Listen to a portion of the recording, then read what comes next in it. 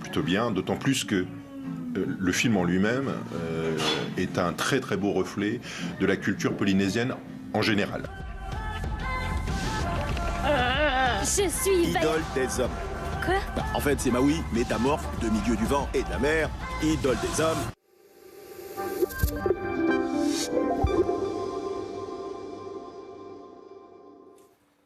Allez, on enchaîne avec la photo Géopolis du jour.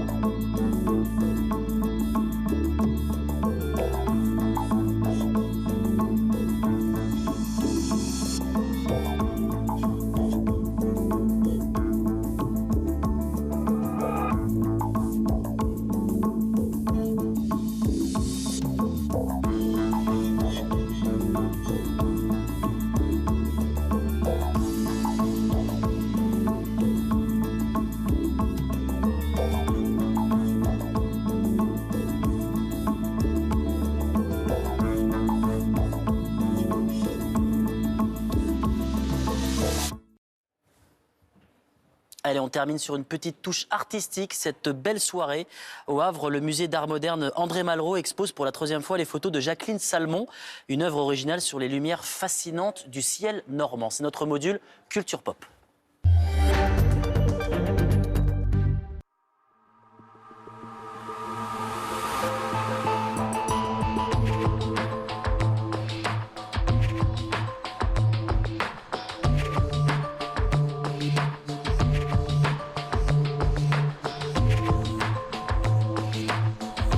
J'ai vu à quel point il avait lui-même si bien observé le ciel, puisqu'on pouvait mettre des ciels photographiques en dialogue, jusqu'au point où, vous l'avez vu, je suis arrivée à faire une sorte de mariage, d'osmose, en prolongeant des peintures de Boudin par une photographie de manière presque invisible.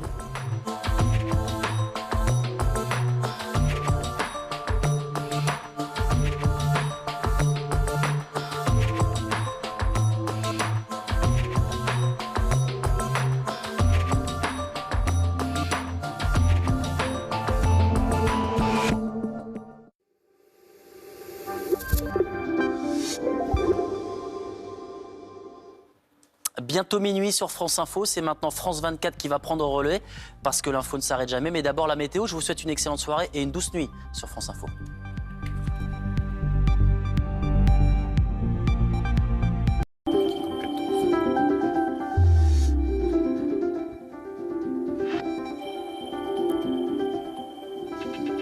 Bonsoir, il est imposant cet anticyclone, il nous protège des nuages mais pas de la fraîcheur, vous l'avez noté, et comme il y aura moins de vent, la pollution en Île-de-France va commencer à s'installer et atteindre son paroxysme jeudi. Pour demain matin, nous retrouverons quelques nuages bas sur la Bretagne et la vallée de la Garonne, l'après-midi sur le nord de la Bretagne, des entrées maritimes poussées par un vent d'autant à 60 km/h, sinon globalement c'est du grand soleil pour quasiment tout le monde. Du côté des températures, c'est une grande fraîcheur que l'on va connaître demain matin, avec par exemple moins 7 degrés à Reims, moins 5 à Lille, plus 3 à Bordeaux, plus 7, ce sera la maximale pour Perpignan. Température de l'après-midi très fraîche sur le nord-est du pays, comprise entre 2 et 6 degrés. Partout ailleurs, nous irons de 7 à 14 degrés, une pléiade de 14 degrés dans le sud, et même sans oublier les 16 à Biarritz ou à Ajaccio, ils en ont de la chance. Pour jeudi, petit débordement nuageux par le nord et puis également des nuages bas qui vont se concentrer sur la vallée de la Saône et la région centre avec un petit Mistral à 50 km/h, mais c'est du beau temps pour tout le monde. Vendredi, petite hausse des températures car il y a un peu plus de nébulosité, un flux de nord tout de même, avec des nuages bas sur la vallée de la Garonne, Mistral et Tramontagne entre 50 et 60 km/h. Moitié sud et globalement au soleil. Samedi, c'est la moitié nord qui va retrouver le soleil grâce à la présence de l'anticyclone. Ailleurs, des passages nuageux, mais en courte journée, ça devrait se déchirer. Et quelques gouttes de pluie sur le pourtour de la Méditerranée avec des entrées maritimes beaucoup plus marquées dimanche, poussées par un vent d'est-sud-est. Et puis, vous voyez qu'on a des débordements nuageux dus à une perturbation sur le golfe de Gascogne. Sinon, sur le nord et l'est du pays, c'est du beau temps, encore du soleil et de la lumière. Il fait moins 11 à Moscou, 14 à Madrid. Je vous souhaite une belle soirée.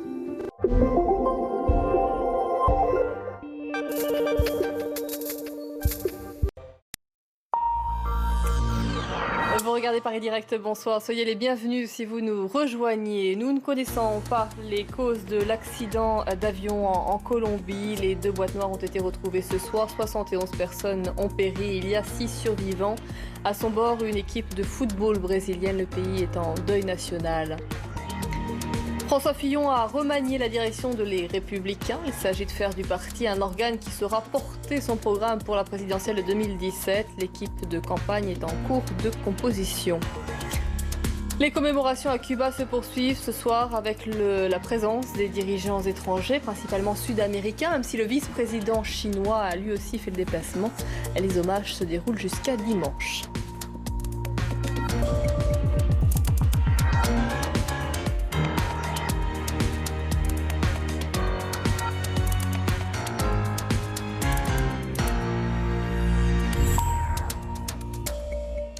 Une minute de silence a été observée avant le coup d'envoi des rencontres de Ligue 1 et de Ligue 2 ce soir en France. Le monde du football rend hommage aux victimes de l'avion qui s'est écrasé au-dessus de Medellín en Colombie et ce 5 minutes juste avant son atterrissage.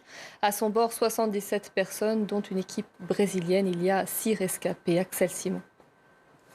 2 hommes ont survécu au crash. L'un des 2 a ensuite succombé à ses blessures à l'hôpital.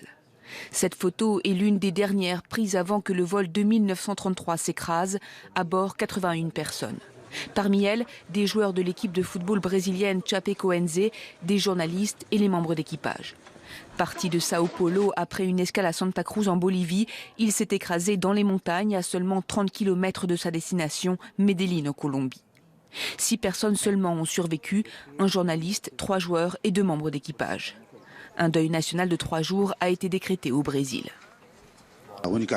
Malheureusement, tout ce que nous pouvons faire, au-delà de pleurer pour ceux qui nous ont quittés, c'est organiser le soutien du gouvernement fédéral pour toutes les familles qui sont en deuil. Les footballeurs brésiliens que l'on voit ici à l'aéroport de Sao Paulo avant leur départ se rendaient à Medellín pour disputer la finale allée de la Copa Sudamericana. Les fans brésiliens, accablés, se sont rassemblés devant les locaux du club. Le vice-président a fait part de sa tristesse.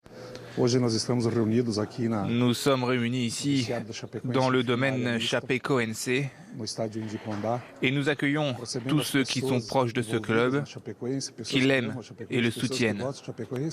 Il n'y a rien de pire comme nouvelle.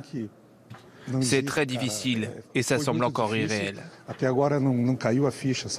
Aucune explication officielle pour le moment sur les causes du drame. Mais selon l'aviation civile colombienne, l'avion aurait d'abord émis un signal d'urgence à cause de plusieurs pannes électriques. Aucune trace de feu n'a été détectée dans la cabine. François Fillon façonne le parti Les Républicains à l'image de son programme, de ses convictions et de l'union souhaitée entre les différents courants. Pour la présidentielle de 2017, le vainqueur de la primaire de la droite et du centre a nommé Bernard Accoyer, l'ancien président de l'Assemblée nationale, secrétaire général du parti. C'est un soutien de longue date de François Fillon. Un comité politique dirigé par Gérard Larcher, président du Sénat et proche lui aussi de François Fillon, a également été mis en place. Les aspérités à gauche sont toujours aussi saillantes. Manuel Valls a dû répondre de ses tensions avec François Hollande au Parlement. À 2 mois de la primaire socialiste, le président ne s'est toujours pas déclaré. Son Premier ministre semble s'impatienter. Il n'y a pas de crise institutionnelle, parce que de toute façon, ma conception des institutions, c'est l'engagement et la loyauté. Il n'y a pas de crise institutionnelle, Monsieur Jacob, parce que je suis là pour critiquer le projet de François Fillon, parce que je suis là aussi avec tous ceux aujourd'hui dans la majorité pour défendre un projet pour la France. Le Fatah palestinien tenait un congrès aujourd'hui, son premier depuis 7 ans. À 81 ans, Mahmoud Abbas apparaît affaibli par une contestation populaire et interne. Il a tout de même été réélu à la présidence du parti. Marie Chester. Réélu à l'unanimité. Mahmoud Abbas entre dans la salle sous les applaudissements. Pour ce premier congrès du Fatah depuis 2009, le président de l'autorité palestinienne a pris soin d'écarter toute voix discordante. Le sujet a été proposé. Il y a eu un vote par consensus. Le président Abou Mazen est désormais le chef et le président du Fatah depuis la première session. Un vote par consensus, pourtant le président de l'autorité palestinienne est largement contesté. Selon un dernier sondage, 2 tiers des Palestiniens